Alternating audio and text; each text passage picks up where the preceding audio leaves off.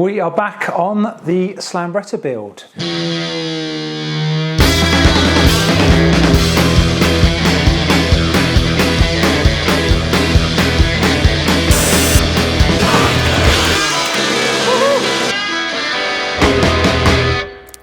And this time I want to try and finish off most of the body work, so that is the extension pieces for this front mudguard, which everyone desperately wants by your comments. I want to do the side panel here, and the issue we've got there is, of course, the engine being so high up here, it fails the side panel, and putting that side panel on will allow me then to get the panel fitment right for the rest of the body with these rear footboards, really allow me to get that right. And also I have a toolbox here, just dropped all the fittings on the floor, and I want to get that fitted, and that is going to hide hopefully most of the air ride system, the air tank and different fittings. But I've got another issue there, because one half of the toolbox seems to fit very well and this side fits terribly, and I think the issue with that is these leg shields are completely bent up. There's about ½ inch of filler on the front of there, so I think I'll probably grind all that filler off and just see how bad they really are, because I don't want to waste tons of time on these leg shields if they're not savable. I'm going to start with the side panel. Hopefully that's not too difficult a job to do, and that is the original gap, if you like, where the kickstart would stick out. Kind of goes like that, but yeah, we need to go up quite a lot, probably like 100mm or so,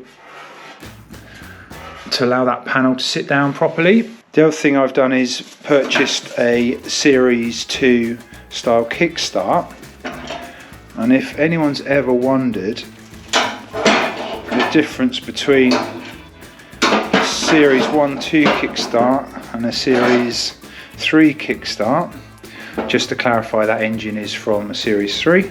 The Series 2 kickstart basically kicks out a lot more here, and that is to avoid these rear footboards.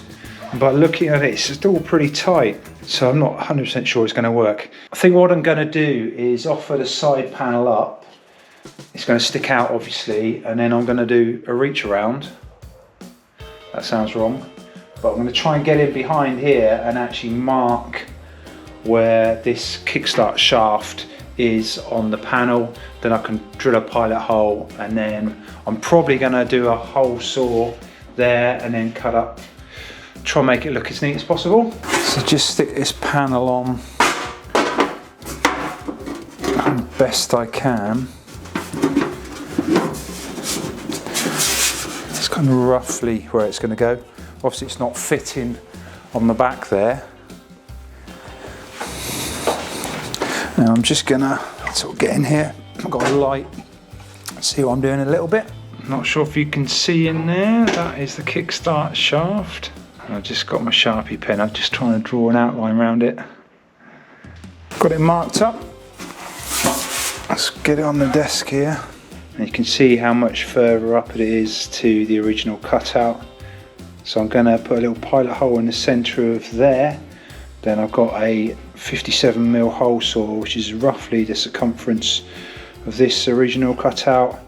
So I'm just going to redo that there and then trim up.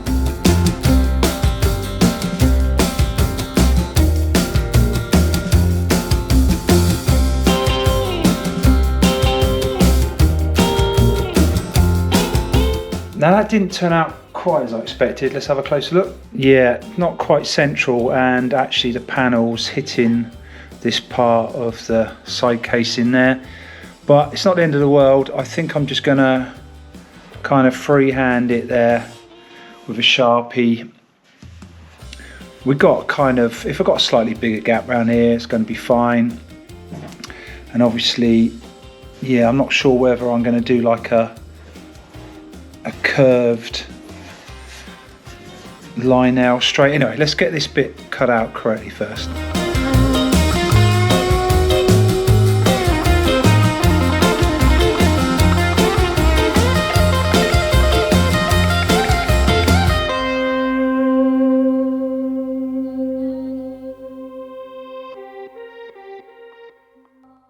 Okay, so I increased the size of that hole a bit and trimmed that bit out. I've left it a little bit rough at the moment because what I want to do, I don't know if you can see on the camera, but it's got this kind of edge detail, and what I'd like to do is duplicate that around so it looks kind of factory finish around there.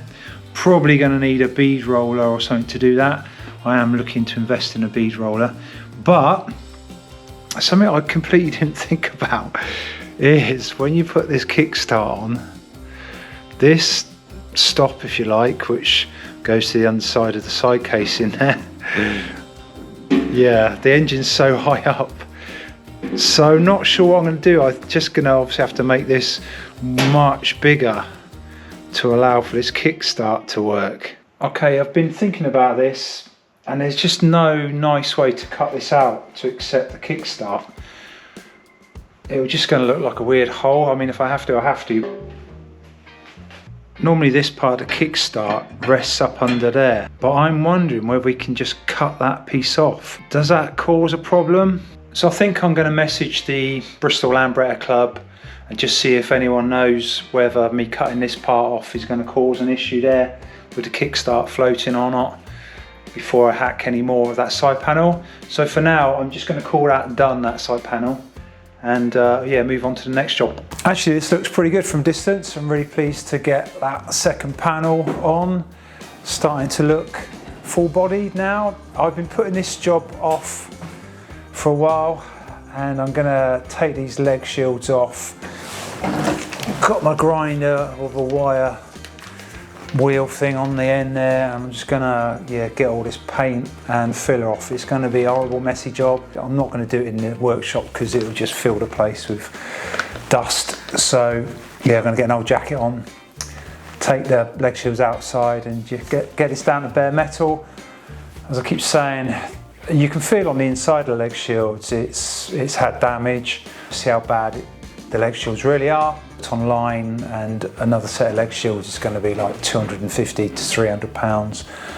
So hopefully I can save these ones.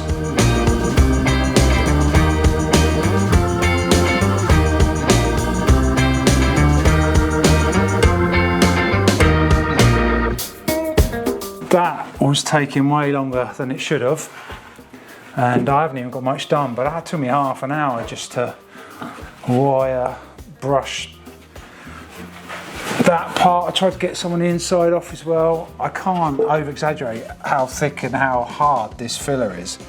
Even those hardcore wire brushes on a grinder was struggling to get it off. I mean, I've used those on frames before and the paint just flies off. And anyway, it started raining, so I've come in. These toolboxes come kind of oiled up to stop them rusting. This side kind of fits okay, but on this side we've got probably nearly an inch gap. This half of the leg shield is kind of quite flat and it fits, but this side has got a massive curve in it. Try and unoil this toolbox for a start, so I'm not covered in oil, and we'll get the leg shields up on the table and just try and bash them into shape a little bit. I mean, I will spend more time and get the rest of the paint and filler off if I know they're going to work, but I'm just worried about spending hours preparing these leg shields and they'd be useless.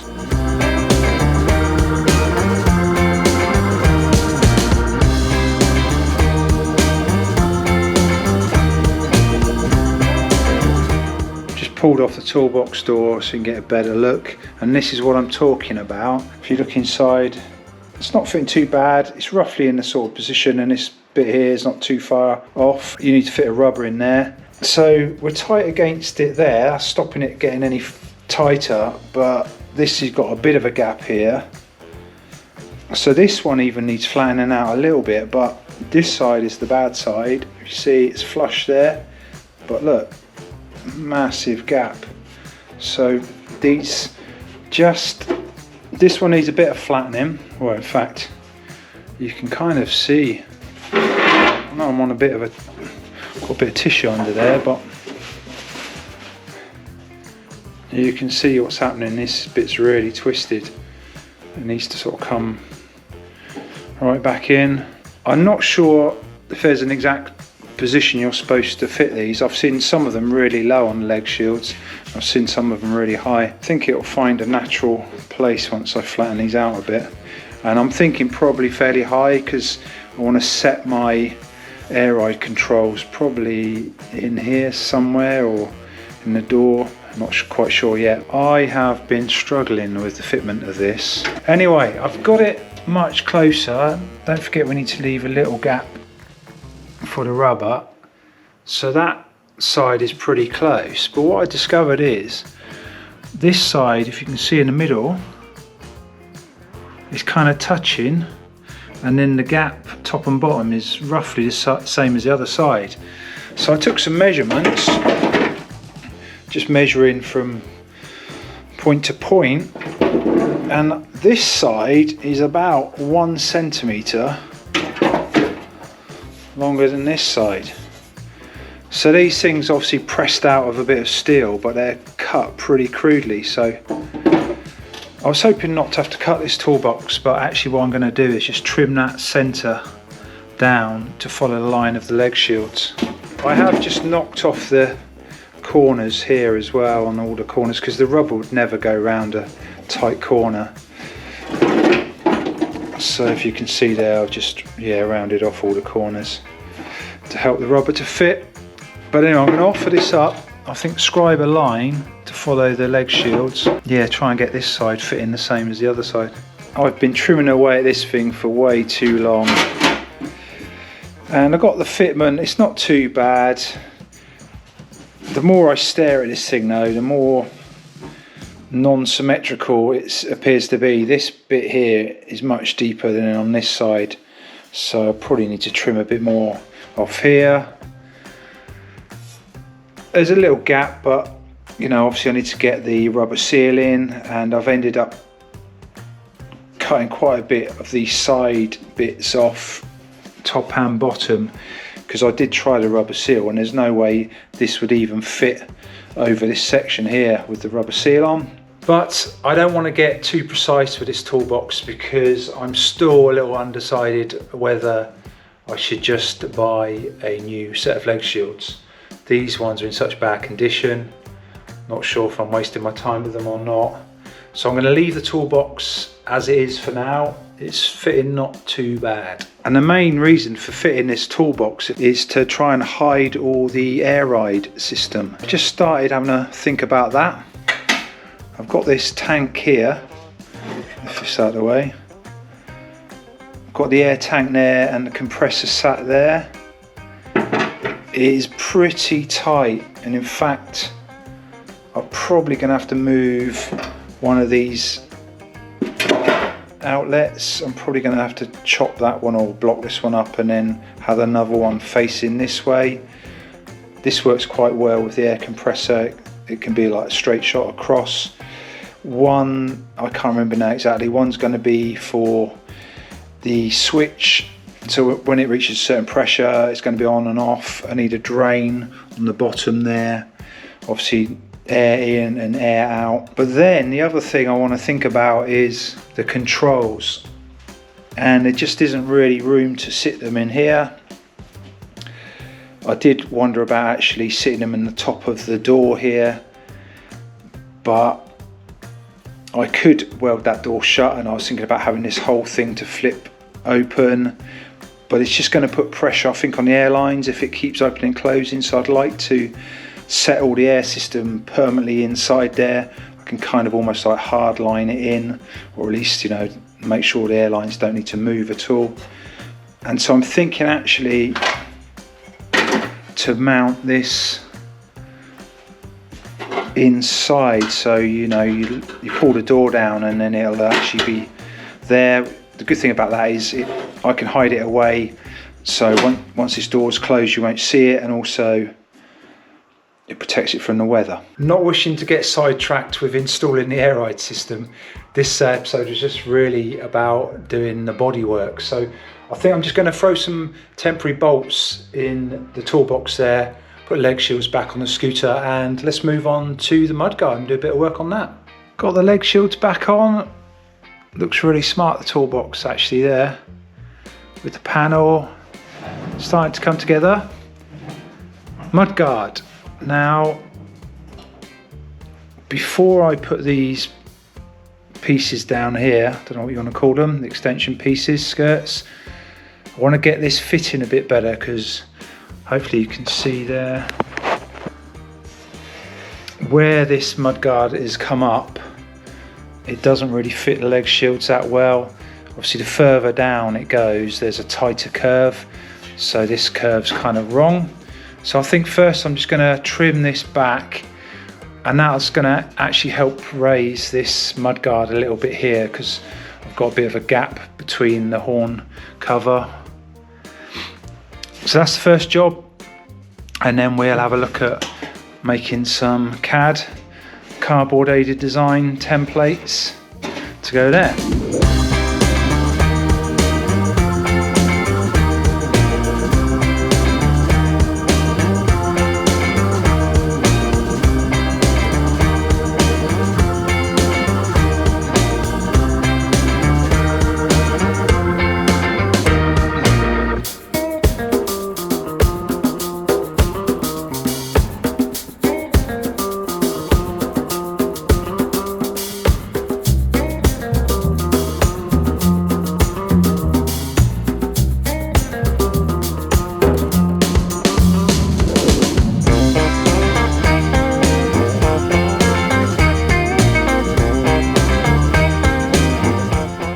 That's much better now. That's a really nice gap, and I did the other side as well, so that's pretty tight. I think that's probably good enough now to start doing our template here for this bottom piece.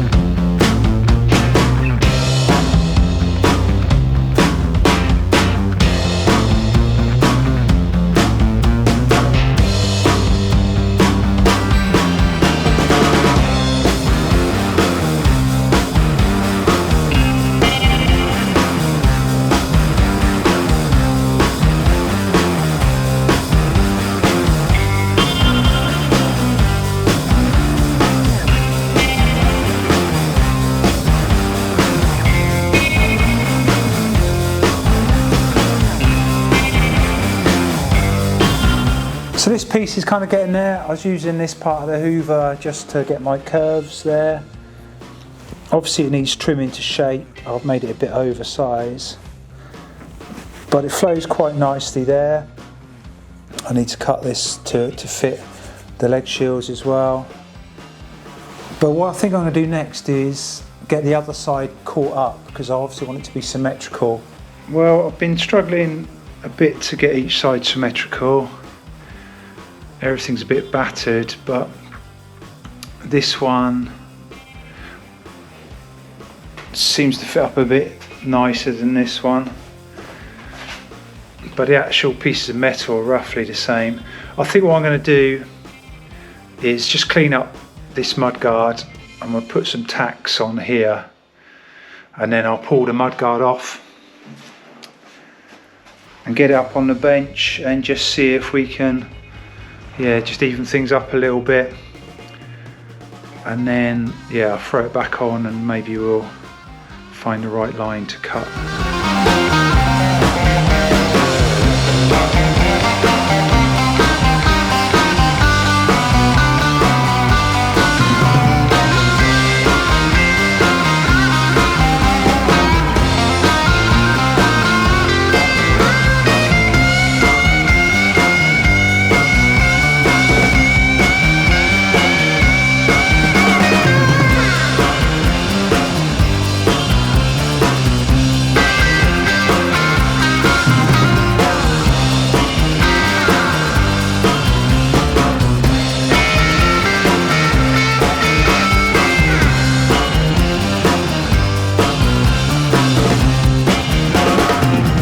Just got these bits welded on and ground down a bit, and just looking at the lines to trim it.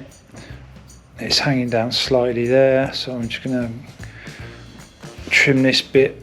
That should be a bit more level then, and I'll probably come straight down there, freehand that curve maybe. And there is some sort of making good in here to do. Be some little bits of metal in there, and also yeah, just trimming around there to suit that. But it's good in there. Okay, I chopped those bits off and got it fairly level, both sides. I just stuck a bit of black paint on because I just wanted to get an idea if it's working or not.